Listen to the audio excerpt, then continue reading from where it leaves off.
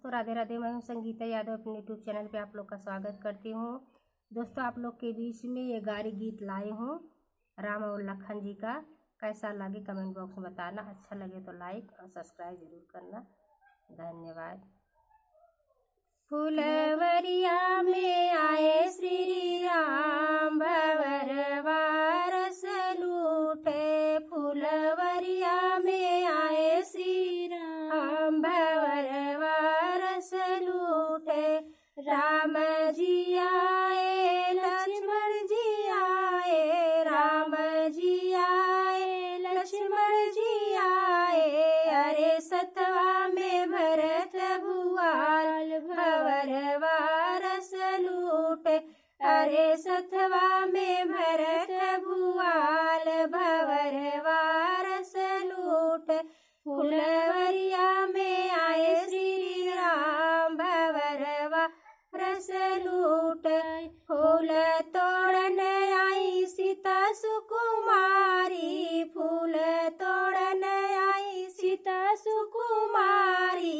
अरे मलिया लगावई गोहार, भंवरवा रस लूटे। अरे मलिया लगावई गोहार, भंवरवा रस लूटे। फुलवरिया में आए श्री राम, भंवरवा रस लूटे। फुलवरिया में आए भगवान, भंवरवा रस लूटे।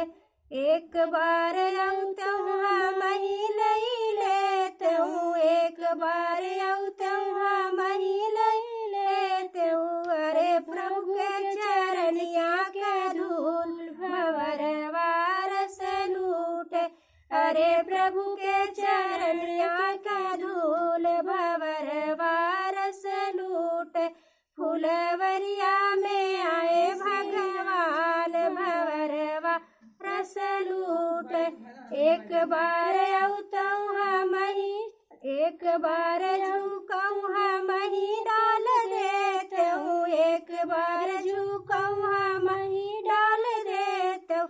अरे गले फुलावन के हार, भंवरवा रस लूटे।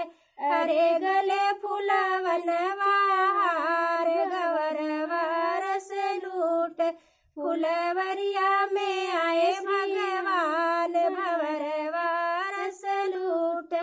एक बार औतौ हम ही कही लेते हूँ, एक बार औतौ हम ही कही लेते हूँ।